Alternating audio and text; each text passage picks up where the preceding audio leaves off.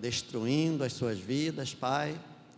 Nós temos um remanescente, sim, Pai. Nós temos homens e mulheres, jovens e crianças, Pai, que estão sendo ensinados que existe um Deus, que existe um caminho, que, Senhor,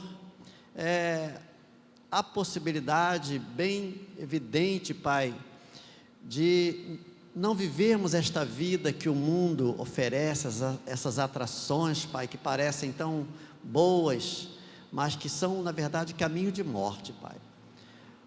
Que a palavra que vai ser ministrada nesta noite possa continuar falando aos nossos corações e mostrando, Pai, que podemos viver uma vida, Senhor, alegre, uma vida de santidade, com reverência, com temor e guardando aquilo que tem valor realmente para nós, Senhor. Fala aos nossos corações através da Tua palavra, abençoe aqueles que estão assistindo esta live, Pai, nesse momento, em tempo real, os que estarão assistindo em outros momentos, Pai, que possam ser edificados por Ti também, em nome de Jesus. Amém, irmãos? Deixa eu só perguntar aqui, quem fez aniversário essa semana, além da nossa irmã Andréa Rosário, nosso irmão Terinho, teve mais alguém, irmãos? Levanta sua mão. Aniversário de casamento? Ninguém fez aniversário de casamento?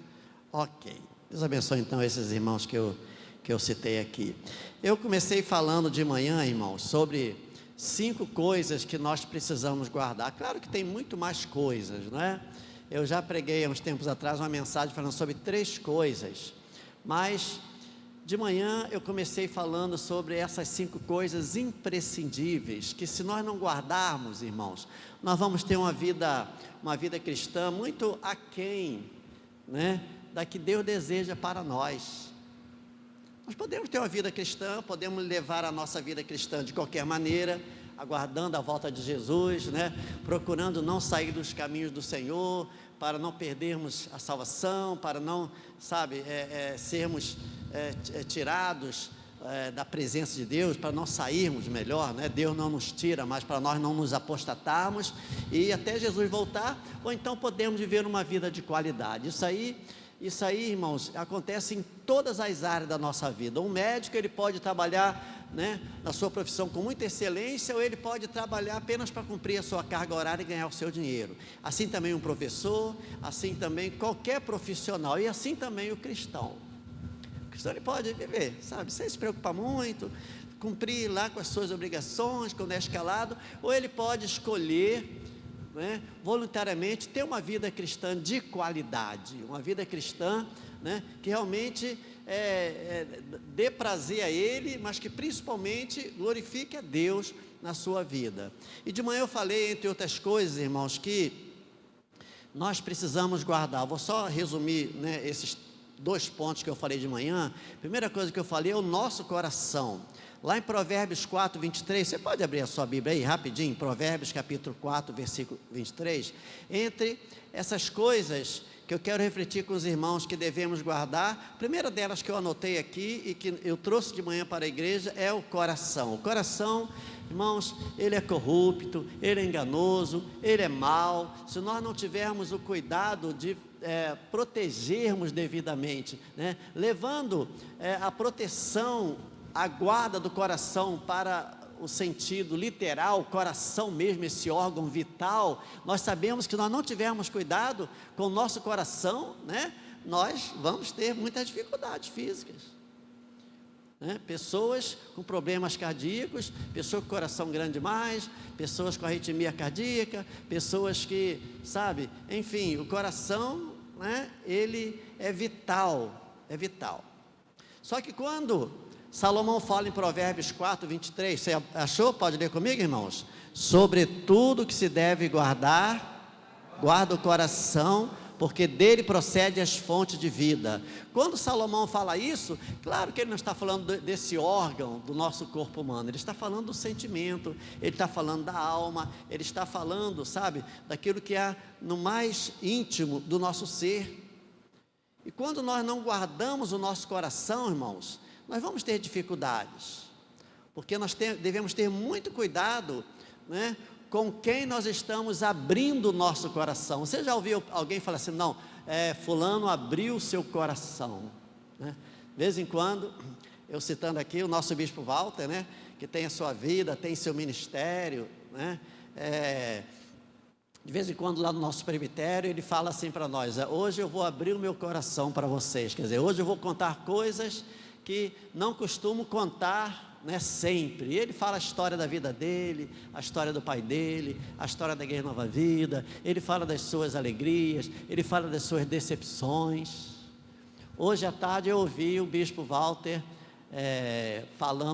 fazendo comentários sobre o avivamento lá nos Estados Unidos, né, que os irmãos devem estar sabendo, essa fagulha, né, potencialmente de um avivamento que o mundo todo está comentando. Quantos aqui ouviram falar, irmãos? Na universidade, me parece que metodista. Então, um videozinho curto do nosso bispo Walter, ele fala que, se eu não me engano, o avô ou bisavô dele estudou nessa universidade metodista, né? E o que as pessoas por aí, né, andam perguntando será que é de Deus? Será que isso que está acontecendo nessa universidade, com a maioria de jovens, uma universidade normalmente um lugar onde se trabalha o conhecimento, o intelecto, a ciência e a mente, e que em muitos desses lugares a fé cristã é rejeitada. A gente vê o mover, né, aparentemente, potencialmente espiritual, genuíno, verdadeiro de Deus num lugar desse. Será que é verdade? Será que isso é fogo de palha, né? Porque muitos perguntam, o que está acontecendo? E eu gostei muito da colocação do bispo Walter, quando ele falou o seguinte: olha, eu estava fazendo minha faculdade lá nos Estados Unidos, aqui entre aspas, tá, irmão? É ele falando. E em 1975, 76, e na época correu-se, não um boato, mas a notícia de que Bob Dylan, um cantor famosíssimo americano, teria se convertido. Isso em 1975, 76. E perguntaram, na época, ao Walter McAllister, novinho, adolescente, 17 para 18 anos, se ele acreditava, ou se era verdade que o Bob Dylan tinha se convertido. Porque quando há uma notícia assim, que envolve, né, coisas grandiosas, todo mundo quer saber se é verdade, se é boato, se é mentira, se é fake, né? Aí o bispo Walter, na época jovem, falou assim, deu só uma resposta, diz assim: tomara que seja verdade que ele tenha se convertido. Então a resposta que o bispo Walter deu para se esse avivamento que está acontecendo lá é genuíno, é verdadeiro, é de Deus, não é nada simplesmente emocional, a resposta dele foi: tomara que seja verdade. E também eu acho que deve ser a nossa postura, não é verdade, irmão? Tomara que seja, tomara que o fogo de Deus incendeie em toda parte, em todo lugar, em toda cultura, em toda nação, em toda língua, em todas as raças, em todos os povos, inclusive aqui na nossa igreja, amém, irmãos? Tomara que realmente seja o fogo de Deus. De vez em quando o nosso bispo, então, ele lá para nós, ele abre o seu coração e conta coisas que ele não costuma contar, às vezes, até quando ele está pregando. E nós devemos ter cuidado, irmãos. Às vezes, numa empolgação, nós abrimos o nosso coração com quem não deveríamos abrir, e nós expomos coisas do nosso íntimo que nós não deveríamos expor. Não deveríamos expor, irmãos. E assim como também não devemos abrir a nossa casa, né? De qualquer maneira, expormos a nossa casa, a intimidade da nossa casa, o nosso coração é o mais íntimo do nosso ser, ele precisa ser guardado. Você pode dizer para o seu irmão assim: guarde bem o seu coração, meu irmão, guarde bem o seu coração. A segunda coisa que eu falei que nós devemos guardar, quem lembra, irmãos? Quem é bom de memória aí? A língua, olha, irmãos, a língua. Nosso irmão Valmir não está aqui não, né? O Valmir, como crente, ó, das antigas, né? Conhece muita história. Depois ele veio me contar uma ilustração muito interessante, que eu falei assim: Valmir, se eu lembrar, eu vou falar isso no culto da noite. Ele falou que uma pessoa sentiu que estava com o dente cariado, estava com a cárie muito grande, né? E ele foi ao dentista, e quando o dentista examinou, falou: não, a sua cárie é muito pequenininha. Mas doutor, quando eu boto a minha língua lá, parece que ela é grande, é porque a língua faz ficar tudo grande.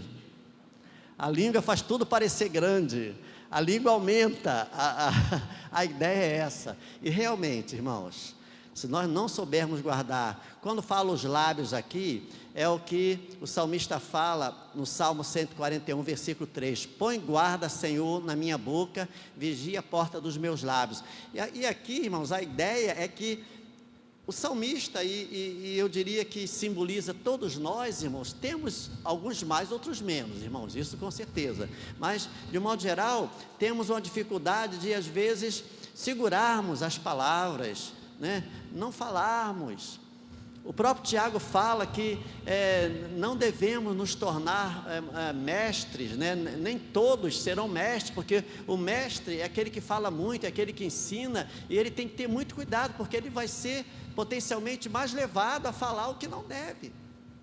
Então o salmista fala: Senhor, olha, coloca guarda nos meus lábios, para que eu não pronuncie nada que não seja realmente importante, que não seja de Deus. Em Provérbios 18, 21 fala assim: a morte e a vida estão no poder da língua, o que bem a utiliza come do seu fruto. Tenho certeza que alguns de nós aqui, irmãos, já sofremos consequências negativas porque falamos o que não devíamos ter falado na hora que não era para ter sido falado. Não é verdade ou não é, irmãos? Pessoas perdem emprego, pessoas brigam no trânsito, amigos discutem e ficam de mal, né? A diferença de uma criança que briga com o seu coleguinha na rua por causa de pipa, por causa de bola, e daqui a pouco estão brincando novamente. Os adultos, infelizmente, não são assim. Adultos que, por causa de uma discussão, e às vezes por causa dos próprios filhos, se desentenderam. No outro dia os filhos estão brincando junto, mas os pais às vezes não se falam nunca mais, porque falou que não devia, falou na hora da raiva, não colocou um guarda na porta dos seus lábios.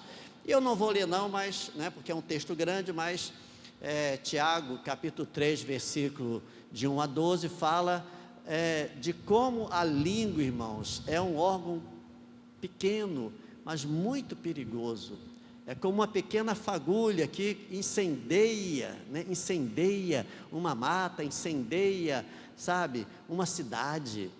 Para algumas pessoas, irmãos, este é o mais difícil de se guardar a língua. Aí usa aquela expressão de um personagem de televisão: foi sem querer querendo, né?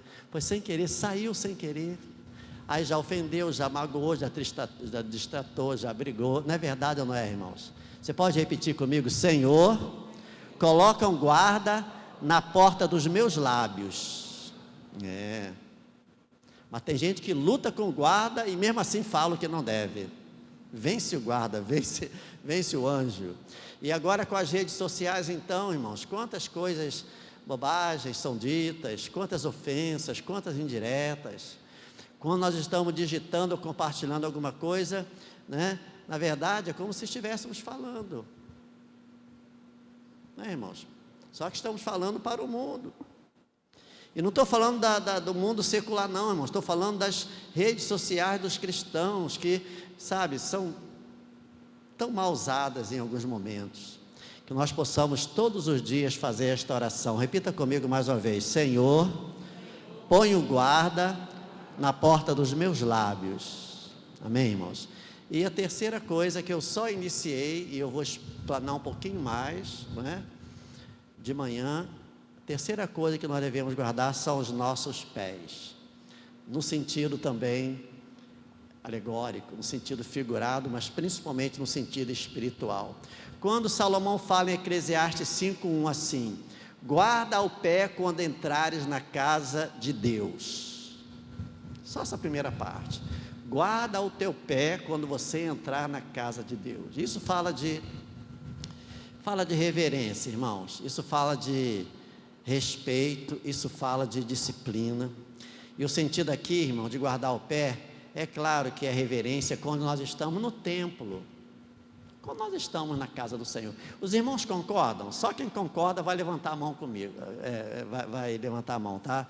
Que a igreja hoje, eu não estou dizendo a nossa igreja não, estou dizendo esse universo, né, da igreja, que abrange as igrejas de um modo geral, que perdemos um pouquinho o senso da reverência quando estamos cultuando a Deus? Quem concorda aqui? Só levanta a sua mão. Eu acho que todos nós. Então, o que Salomão está querendo dizer, irmãos, é que quando entramos na casa do Senhor, nós entramos na casa do Senhor. Aquela expressão assim, não, pode entrar que a casa é sua, não se aplica à igreja. Às vezes nós falamos isso por educação, na nossa casa, né? Pode entrar que a casa é sua, fique à vontade. Mas você espera que a pessoa fique à vontade na sua casa? O visitante? Claro que ele não vai ficar, se a casa não é dele. Você deu uma certa liberdade, mas é uma liberdade limitada. Você espera, a não ser que seja uma visita, mas que seja família, seja parente, é diferente. Mas um visitante que está na sua casa, que você convidou, né, e foi lá tomar um café e tal, e a pessoa, se está com sede, ela não vai direto à geladeira beber água, vai, irmãos? Não, ela vai pedir, a não ser que se dê a ela realmente essa liberdade, mas dificilmente, né? Se ela quer ir no banheiro e não sabe, não, você entra aquele corredor, dobra à direita, depois desce uma escada, né, e ali está o banheiro. A pessoa às vezes se perde, dependendo se a pessoa não conhece a casa. Por quê? Porque a casa tem um dono, a casa tem um senhor. Mesmo que o dono da casa fale, fique à vontade, pode ficar à vontade, a casa é sua, a pessoa sabe que a casa não é dela. A pessoa sabe que a casa não é dela. E quando nós estamos na igreja, irmãos, é claro que nós é que somos o templo do Espírito Santo, o Senhor habita em nós, a igreja não é parede, né? Nós sabemos disso, não é um templo feito por mãos humanas, onde Deus habita, mas os irmãos vão concordar comigo que toda reverência, todo respeito nós devemos ter quando estamos nesse ajuntamento solene, num lugar chamado igreja, que pode ser parecido com esse, pode ser, sabe, numa varanda de uma casa, pode ser em tantos outros lugares. A nossa nova vida não foi a primeira aqui de Santa Cruz, sabia disso, irmãos? Você sabia? Que tem uma nova vida lá na Travessa Sapucaí, né, Cláudia? Onde a Cláudia, minha cunhada, mora, lá onde a Cláudia se converteu, depois que ela casou com Lázaro, né, irmão da Nete. A igreja começou lá, sei lá, na década acho que de 80, eu conheci o pastor de lá.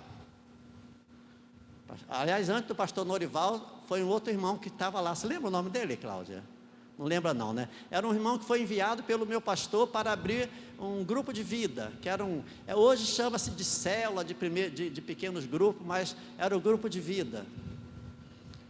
Ali na rua, né, na Travessa Sapucaí, lá ali do outro lado. E a igreja começou na casa de uma irmã, começou na sala, na varanda de uma irmã.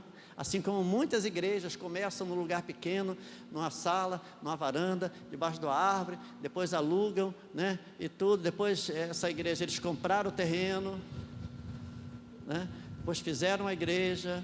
Pastor Norival, que foi muito meu amigo, um homem de Deus, que já está com o Senhor, hoje é o filho dele, pastor Renato, que está à frente lá dessa obra. É uma nova vida que hoje não é da mesma, ela não é da mesma... Como é que eu posso dizer? Me faltou a palavra aqui. Não é do mesmo, é de outra convenção, vamos dizer assim, né? A palavra não é certa não. Nós somos da Nova Vida, da Aliança, e lá eles são da Nova Vida do Conselho. Mas que é tudo Nova Vida, tem tudo a origem no nosso bispo Roberto Macalister. Então, começou na varanda, começa numa sala, começa no quintal, ali é o povo de Deus, e onde o povo de Deus está reunido para cultuar a Deus, é que nós devemos guardar o pé. Devemos ter reverência. Você pode perguntar assim, pastor, mas guardar o pé, nós devemos guardar o pé, não é em todo lugar? É claro que devemos ter reverência e respeito em todo lugar, mas os irmãos sabem que, quando estão na nossa casa, nós estamos à vontade, não é verdade, irmãos? Você está na sua casa, naquele maior calor, tem visita, você liga o ar-condicionado ou o ventilador, maior calor, está ali tudo, mas está a visita, você está ali, mas aí a visita vai embora, você bota uma bermuda, você fica descalço, você fica mais à vontade, porque é a sua casa. A casa do Senhor, a igreja, irmãos, merece ou deve merecer, na nossa parte, todo o respeito, todo o cuidado e toda a reverência. É isso que Salomão fala: guarde o teu pé quando você estiver na casa do Senhor, respeite o lugar onde o povo de Deus se reúne para adorar a Deus, né? Tenha reverência. Infelizmente, irmãos, muitos entram na casa do Senhor achando que estão em qualquer lugar, menos numa igreja. A nossa postura dentro da igreja, e essa expressão de Salomão, guardar o pé, deve ser diferente, irmãos, de quando nós estamos em outro lugar. Irmãos, sabem que Jesus, 90% do ministério, das atitudes de Jesus era: vai, os teus pecados estão perdoados, né? Não, nem eu tampouco te condeno, sabe?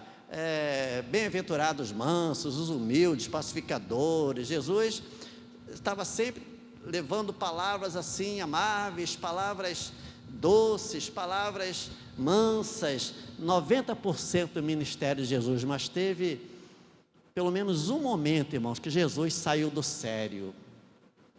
Jesus nem parecia Jesus, desculpa a expressão, né? Que momento foi esse? Quem poderia me dizer? Fala, diácono Wellington.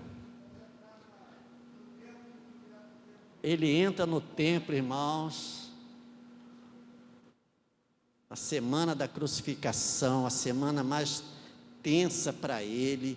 Ele chega no templo, né? Ele vê os vendilhões, os comerciantes, as pessoas usando a casa do Senhor para fazer comércio, e não guardando o pé, né, entre aspas, e ele sai virando tudo, ele sai do sério, irmãos. É claro que quando eu falei que nem parecia Jesus, é só uma brincadeira. Jesus, ele era Jesus, ele agia como Jesus em todos os momentos, porque ele tinha, né, o porquê de agir daquela forma. Mas, de um modo geral, a gente não via Jesus sendo tão bravo assim com as pessoas, sendo tão contundente. E ele fala, olha, ele vira a mesa dos cambistas, ele fala, olha, vocês estão fazendo da casa do meu pai uma casa de mercadores, uma casa de comércio. Vocês não deviam fazer isso, porque a casa do meu pai será chamada de quê, irmãos? Casa de oração, a casa do Senhor. E isso era o templo, irmãos, né? O contexto é completamente outro, mas o princípio era e é o mesmo. Então esta palavra é para mim, essa palavra é para todos nós, amém? Quantos aqui recebem essa palavra? E de manhã eu não pude me conter, eu adiantei um pouquinho o que eu vou falar agora, irmãos, porque eu achei de suma importância. Eu falei aqui, alguns anos atrás, não é? Meu sogro, que já faleceu, ele era da Marinha, e a saúde dele nos últimos anos era uma saúde muito, muito debilitada, e de vez em quando a gente tinha que levar ele lá para o hospital Marcílio Dias, né, do Meia, para ele, já foi internado várias vezes, né, e já teve sérios problemas de saúde e tal, a gente muitas vezes saía correndo e tal, levamos também minha sogra algumas vezes, e uma vez trazendo a minha sogra aqui no Hospital da Marinha, que tem aqui em Campo Grande, na Avenida Brasil, eu deixei, acho que a Nete, né? Elas entraram, Nete, a outra irmã e a minha sogra, e depois eu parei o carro lá de fora e entrei assim naquele hall, né, naquela parte da recepção, e tinha um banner ali, irmãos, tinha um banner que me impressionou, um banner com algumas recomendações, num espaço militar, e naquele banner estava escrito assim, era um espaço assim de hospital militar: proibido entrar neste recinto, bem na porta, irmãos.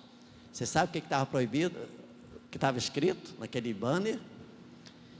Proibido entrar nesse recinto de mini saia ou vestido curto. E não era igreja não, irmão, não eram essas igrejas, né, de interior, essas congregações legalistas, né, onde tudo é proibido. Não, era século 21, isso deve ter uns 6, 7 anos, né? Proibido entrar de mini saia e vestido curto, e ainda mais, eu botei entre parênteses aqui, no máximo 8 centímetros acima do joelho, a saia das mulheres. Isso num recinto militar, irmãos. Isso me fez pensar muito. Eu gosto de aproveitar essas oportunidades, né?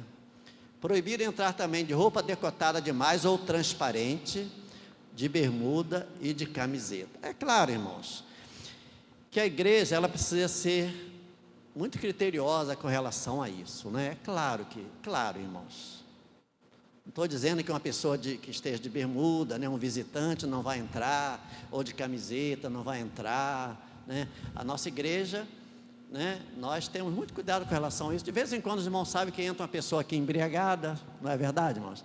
E os nossos diáconos e obreiros dão liberdade até demais. Outro dia teve um aqui na frente, né, diácono Dado? Teve um aqui na frente, eu falei, vai esbarrar aqui na câmera, meu Deus, cadê o diácono que não estão vendo? A gente não vai fazer mal a ele, a gente não vai expulsá-lo, mas embriagado, a pessoa não pode chegar aqui e fazer arruaça, concorda, irmãos? Ele tem que ser tratado com muita educação, com muito carinho, ficar sentadinho, mas normalmente o embriagado, ele começa a falar alto na hora do culto e tal. Nós temos que ter paciência, irmãos, né? São pessoas que não conhecem a Deus, são pessoas que são vencidas pelo vício, são pessoas que ainda não têm esse temor, não têm esta reverência, mas o que eu estou falando é para o crente, né? Para aquele que frequenta a igreja, para aquele que sabe como funciona a igreja e a obra de Deus.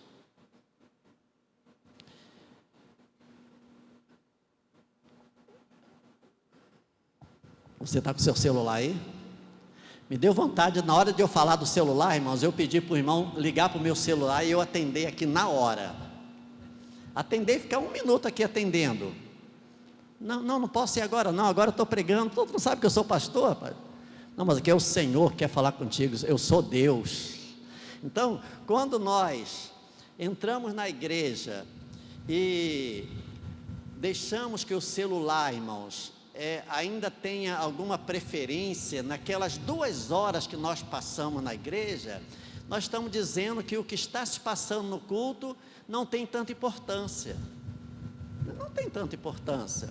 Houve uma época anterior ao celular que era, se eu não me engano, o nome era, não sei se era Bip ou Teletrim, irmãos, se lembram? Era um aparelho, um equipamentozinho que normalmente quem usava era médico, né? A pessoa que um médico, um obstetra, né? E que de repente tinha que fazer um parto e veio para o culto e a qualquer momento, sabe, a futura mamãe, o futuro papai poderia ligar para ele, então ele tinha que estar ali ligado, mesmo dentro da igreja, né? E aquele negócio ia fazer fazer ali uma vibração e ele ia sair com calma porque ele teria uma mamãe, né, para fazer uma cesariana. Posso fazer uma pergunta que não quer calar? Tem algum médico aqui dentro, irmãos? Pode ter, mas a questão não é essa, que está, de repente, para qualquer momento, receber uma ligação para fazer uma cirurgia correndo, mesmo que tenha, se tiver, é claro, é uma razão suficiente, mas a maioria não tem, irmãos. Então, o celular dentro da igreja, irmãos, ele tem ocupado um espaço que não deveria ocupar. Quem concorda, diga amém, irmãos. Que não deveria ocupar. Temos a facilidade, né, que é a Bíblia no celular, mas se nós não tomarmos cuidado, nós lemos a Bíblia e damos uma olhadinha também na mensagem, damos uma olhadinha também na rede social, damos uma olhadinha também no resultado do futebol, damos uma olhadinha também no que está acontecendo por aí, estamos dentro da igreja. Isso aí é deixar de guardar o pé também quando estamos na casa do Senhor. Amém? Conversas inapropriadas dentro da igreja também é não guardar o pé. Conversas inapropriadas, irmãos. E também a questão do atraso, né? Os irmãos sabem que tem pessoas que têm dificuldade de vir para a igreja, e eu costumo sempre falar isso, principalmente nos cultos durante a semana. Olha, chegue atrasado, se você não tiver outro jeito, chegue atrasado, mas vá para o culto, né? Aquela história, fulano chegou na hora do amém. Tem gente que só vai poder chegar na hora do amém. Não, eu ainda sou grato a Deus por aquele que de repente podia ir para casa depois do trabalho, depois da faculdade, depois de um compromisso inadiável, mas a pessoa foi, não, eu vou dar uma passadinha na igreja porque eu quero pegar, nem que seja um pedacinho do culto, e chegou literalmente na hora do amém, mas veio. Agora, aquele que pode vir de casa, aquele que pode se preparar antes, aquele que não tem nenhum empecilho, irmão, chegar na hora do amém é complicado. Você deve ter ouvido falar, nós não vamos chegar a esse extremo, embora eu conheci um pastor que já está na glória, que ele fazia isso que eu vou falar, mas eu jamais faria isso. Eu acho que isso não é apropriado, não é educado, isso não é ético, e isso não convém, o que esse pastor fazia, né? E que um ator, há alguns meses atrás, um ator famoso, estava atuando numa peça no teatro, e ele proibiu algumas pessoas que chegaram atrasadas, proibiu essas pessoas de entrarem para assistir a peça. Quantos aqui ouviram falar? Algumas pessoas ouviram.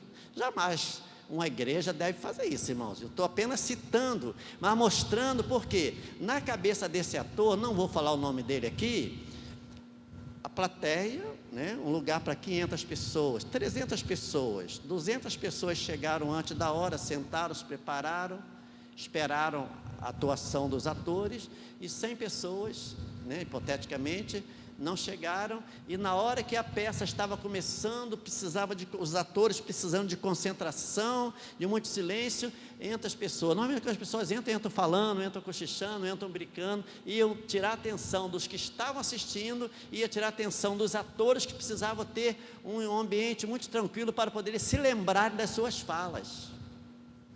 E ele foi. Eu ouvi, né, assim os comentários, eu não me aprofundei, né, mas eu fiquei sabendo que ele tanto foi elogiado como ele foi criticado, né, mas a grande maioria estava elogiando a postura dele, né, por ter impedido. Claro que a igreja jamais deveria fazer isso, mas será que a reverência, a ordem, o respeito e a ética, que às vezes o mundo exige lá fora, não deve ser exigido com muito mais força dentro da igreja? Amém? Você pode dizer amém? Então, se você tiver de chegar atrasado por um motivo de força maior, venha na igreja a si mesmo, mas não faça do atraso um hábito, porque isso a pessoa acaba se acostumando. Eu costumo brincar às vezes com alguns irmãos aqui, que os que moram perto são os que mais chegam atrasados. Muitas vezes, irmão, não sempre, muitas vezes, não é? E o meu lema é: se for preciso, chegue atrasado. Chegue atrasado se for preciso, mas se você pode, chegue quanto antes melhor. Assim como, irmãos, devemos evitar, né? Porque se a gente não assim atentar para algumas questões que parecem tão simples, a gente acaba se tornando assim muito flexível em algumas áreas. Assuntos como futebol, política, ou qualquer outro assunto que não esteja relacionado ao culto, jamais deveriam ser tratados, ou falados, ou comentados dentro da igreja. Você pode dizer amém? Eu tenho um pré-adolescente aqui, que torce pelo mesmo time que eu, que é o Flamengo, que ele chega cedo, não vou falar que é filho do nosso obreiro aqui. E quando eu chego, ele já chegou, porque o pai dele e a mãe dele chegam cedo na igreja, e quando eu chego lá, boto o meu carro, sai naquele portão, ele falou assim: pastor, nosso Flamengo ganhou 3-1. Pastor, hoje não deu não. Pastor, não sei o quê. Eu já chego ali, ele falando. Então essas brincadeiras, às vezes são normais, mas quando a gente entra dentro da igreja, irmão, conversar sobre política, sobre futebol, conversar sobre inflação, conversar sobre, sabe, qualquer outra coisa que não diz respeito ao culto, eu diria que, irmãos, que é deixar de guardar o nosso pé quando nós estamos na casa do Senhor. Parece algo tão simples, mas a gente vai deixando, daqui a pouquinho, né, a gente perde o temor completamente. Você pode dizer amém? Eu tenho mais 10 minutos que eu queria falar sobre a quarta coisa, irmãos. Quarta coisa, 2 Timóteo 4:7, que nós devemos guardar. Você pode abrir a sua Bíblia, segunda carta de Paulo a Timóteo,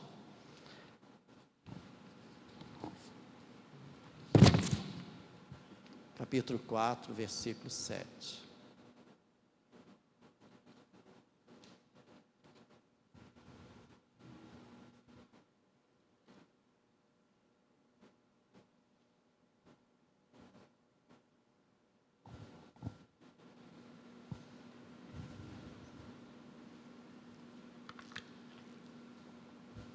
Se você achou, diga amém. Paulo falou assim, leu comigo em voz alta, irmãos, segunda carta de Paulo a Timóteo, capítulo 4, versículo 7. Vamos ler então? Combati o bom combate, completei a carreira e guardei a fé. Paulo estava no fim da sua vida, ele tinha consciência que a sua vida estava no final, irmãos. E ele vem fazendo, este versículo, ele resume a vida de Paulo. Tanto que é o texto mais lido, irmãos, nos cultos fúnebres. Ninguém lê esse versículo num culto de aniversário, né, Marquinhos? No culto de aniversário, ninguém lê esse versículo. Mas no culto fúnebre, às vezes numa lápide, combati o bom combate, completei a carreira e guardei a fé. Olha que Paulo está falando que ele fez aquilo que foi determinado por Deus, fez bem feito e fez até o final, e ele guardou uma coisa só, irmãos, ele não guardou dinheiro, ele não guardou bens materiais, ele guardou a fé. E sabe por que nós devemos guardar a nossa fé, irmãos?